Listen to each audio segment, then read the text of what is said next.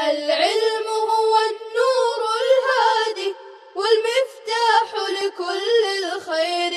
من يرد الله به خيرا. الحمد لله رب العالمين والصلاة والسلام على سيد الأنبياء والمرسلين سيدنا محمد وآله وصحبه أجمعين.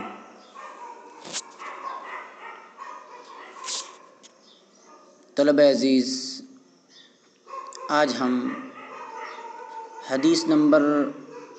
62 سے اپنے درس کا آغاز کر رہے ہیں. بسم اللہ الرحمن الرحیم. وعن ابی موسیٰ الاشعری رضی اللہ تعالی عنہ قال قال رسول اللہ صلی اللہ علیہ وسلم اذا مرض العبد او سافر كتب له مثل ما كان يعمل مقیما صحیحا.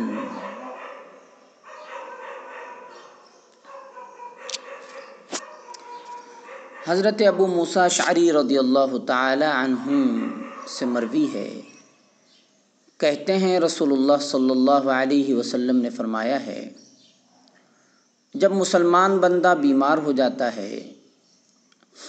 یا سفر میں چلا جاتا ہے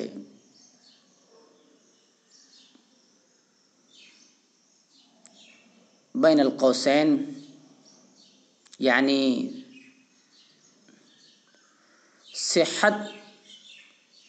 یا قیام کی حالت میں جو نفل عبادتیں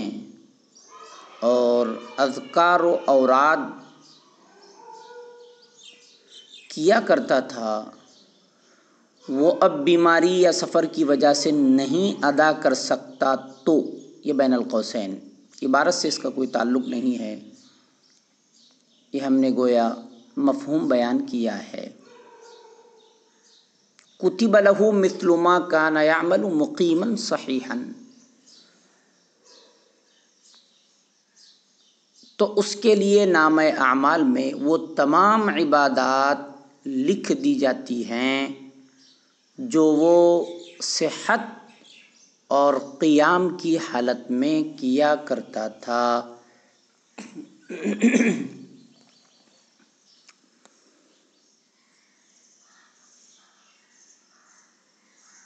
تشریح حدیث. مرض اور سفر دو ایسی حالتیں ہیں کہ ان دونوں حالتوں میں رب کریم و رحیم نے فرض عبادتوں میں بھی تخفیف فرما دی ہے. شریعت کا حکم ہے کہ اگر سفر میں پانی تلاش کرنے کے باوجود نہ ملے یا بیماری میں پانی سے وضو کرنے یا ناپاکی کا غسل کرنے میں مرض کے بڑھ جانے کا اندیشہ ہو تو پانی کے بجائے پاک مٹی سے تیمم کر لو، اور اگر کھڑے ہو کر نماز نہیں پڑھ سکتے تو بیٹھ کر پڑھ لو، اگر بیٹھ کر بھی نہیں پڑھ سکتے تو لیٹے لیٹے اشاروں ہی سے پڑھ لو، چھوڑو مت،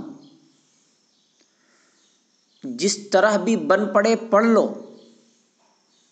سفر میں تو اللہ تعالیٰ نے اپنے کرم سے خود ہی فرضوں میں 4 کے بجائے 2 فرض کر دیے، اور مرض و سفر دونوں حالتوں میں فرضوں کے علاوہ سنتوں کے ترک کرنے چھوڑنے کا اختیار دے دیا. اسی طرح رمضان کے فرض روزے بھی ترک کرنے کی اجازت دے دی کہ وطن پہنچ کر یا تندرست ہو کر اتنے دن کے روزے رکھ لینا. ایک 5 وقت کی نمازوں اور سنن و نوافل، اذکار و اورات کے پابند نمازی کو اپنی اس حالت پر رونا آتا ہے اور سخت افسوس ہوتا ہے کہ فرض نمازیں بھی ادھوری ادا ہو رہی ہیں، سنن و نوافل اور اذکار و اوراد بھی سب چھوٹ گئے ہیں، بڑی سخت محرومی محسوس کرتا ہے۔ اللہ کے رسول صلی اللہ علیہ وسلم ایسے ہی عبادات کے شیدائی مسلمان بندے کو اس حدیث میں اطمینان دلاتے ہیں کہ گھبراؤ مت، صبر و شکر سے کام لو اور بے فکر رہو۔ تندرستی اور قیام کے زمانے میں تم جس قدر عبادتیں خواہ فرض ہوں خواہ نفل روزانہ ادا کیا کرتے تھے اور تمہارے نامہ اعمال میں لکھی جاتی تھیں، وہ سب بیماری اور سفر کی حالت میں بھی لکھی جا رہی ہیں۔ تو بندہ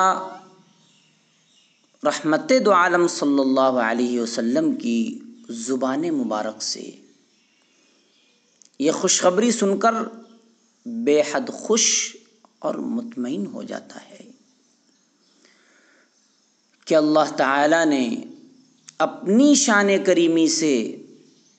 میرا کچھ بھی نقصان نہیں ہونے دیا،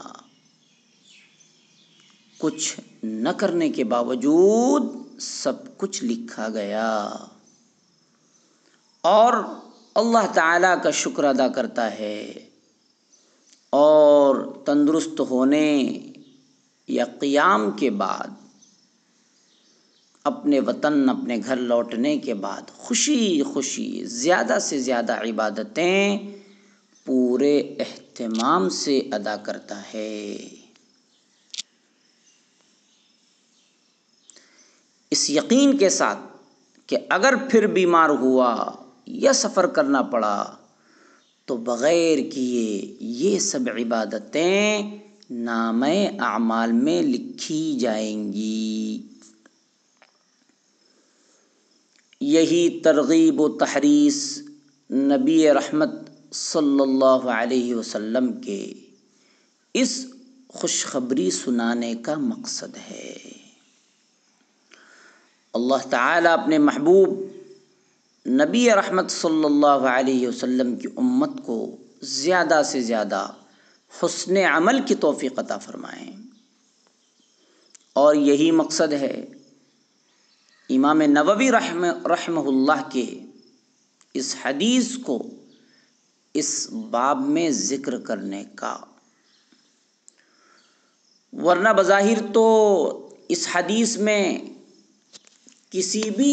عمل خیر کا ذکر نہیں ہے۔ اسی مقصد کو واضح کرنے کی غرض سے ہم نے اللہ تعالیٰ کے فضل و کرم سے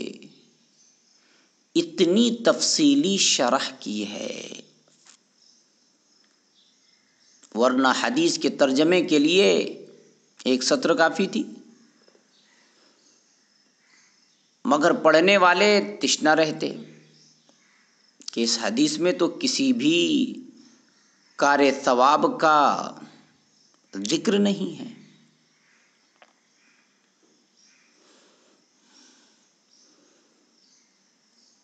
آگے ہم حدیث نمبر 63 کی عبارت خوانی کر رہے ہیں۔ وعن جابر رضی اللہ تعالی عنہ قال قال رسول اللہ صلی اللہ علیہ وسلم کل معروف صدقہ۔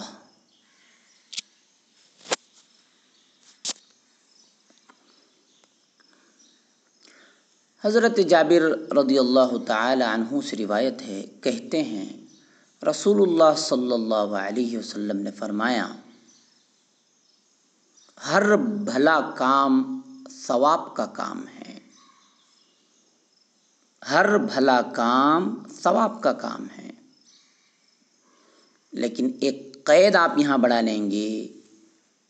کہ ہر بھلا کام از روئے شریعت ثواب کا کام ہے۔ نیک کام، بھلا کام، اچھا کام، ثواب کا کام تب ہے جب کہ وہ شریعت کے اعتبار سے بھلا ہو۔ شریعت اس کو اچھا کہے تو اس پر ثواب مرتب ہوگا، ثواب ملے گا، ورنہ نہیں۔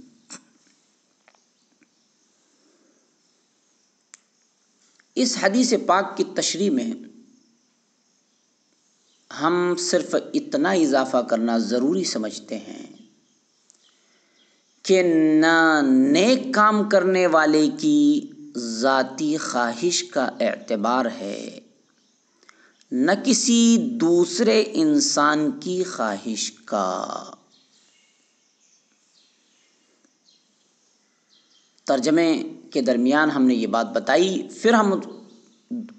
اس بات کو دہرا رہے ہیں۔ نیک یا بھلا کام صرف وہی ہے، بغور سنیں، نیک یا بھلا کام صرف وہی ہے جس کو اللہ تعالی اور اس کے رسول صلی اللہ علیہ وسلم نیک اور بھلا کام فرما دیں۔ اس لیے کہ انسانی خواہش اور محبت کا حال تو یہ ہے کہ اللہ تعالیٰ فرماتے ہیں وَعَسَىٰ أَن تَكْرَهُوا شَيْئًا وَهُوَ خَيْرٌ لَكُمْ وَعَسَىٰ أَن تُحِبُّوا شَيْئًا وَهُوَ شَرٌّ لَكُمْ وَاللَّهُ يَعْلَمُ وَأَنْتُمْ لَا تَعْلَمُونَ۔ کچھ بعید نہیں کہ تم کسی چیز کو ناپسند کرو حالانکہ وہ تمہارے حق میں اچھی ہو، اور کچھ بعید نہیں کہ تم کسی چیز کو پسند کرو حالانکہ وہ چیز تمہارے حق میں بری ہو، اور اللہ ہی اچھی بری چیز کو جانتے ہیں،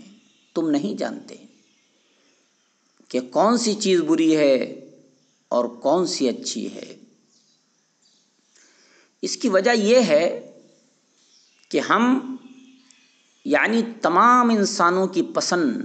اور ناپسند میں بیشتر دخل دشمن یعنی نفس امارہ کا دخل ہوتا ہے، اور نفس کی خواہشات تمام تر